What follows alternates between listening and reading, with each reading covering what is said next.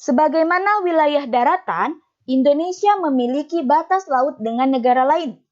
Untuk batas laut, Indonesia mengikuti Konvensi Perserikatan Bangsa-Bangsa tentang Hukum Laut atau United Nations Convention on the Law of the Sea yang telah disepakati pada tahun 1982 di Montego Bay, Jamaika. Berdasarkan konvensi ini, batas laut teritorial, batas landas kontinen, dan batas zona ekonomi eksklusif Indonesia ditentukan. Hasil konvensi ini kemudian disahkan dengan Undang-Undang Nomor 17 Tahun 1985.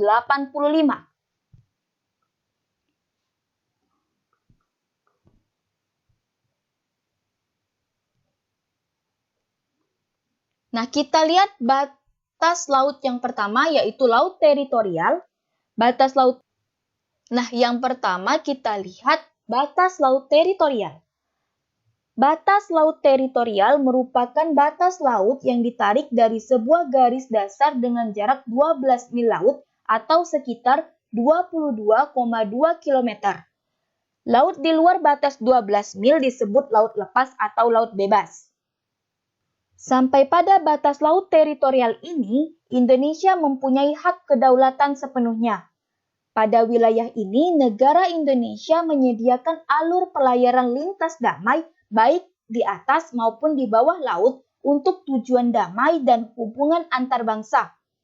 Negara lain dapat berlayar di wilayah ini atas izin pemerintah Indonesia. Batas landas kontinen. Batas landas kontinen diukur dari garis dasar pantai ke arah luar dengan jarak paling jauh 200 mil. Landas kontinen merupakan sebuah laut dangkal yang memiliki kedalaman tidak lebih dari 150 meter. Landas kontinen secara geologis maupun morfologis merupakan lanjutan dari sebuah kontinen yang terendam oleh air.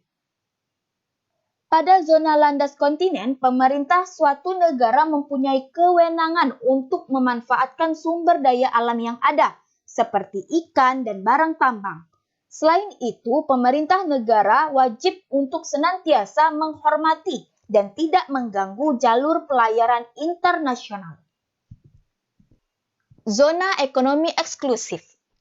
Batas zona ekonomi eksklusif merupakan batas wilayah perairan laut ekonomi suatu negara. Batas ini ditentukan dengan jarak 200 mil dari garis pantai pulau terluar ke arah laut bebas. Di zona ekonomi eksklusif ini, Indonesia berhak melakukan eksplorasi dan eksploitasi sumber daya alam baik di permukaan, dasar, maupun bawah laut. Indonesia juga berhak mengadakan penelitian sumber daya laut. Tentu saja hal ini dilakukan dengan menghormati jalur laut lintas internasional. Wilayah teritorial, landas kontinen, dan zona ekonomi eksklusif merupakan kesatuan yang utuh dan tidak terpisahkan.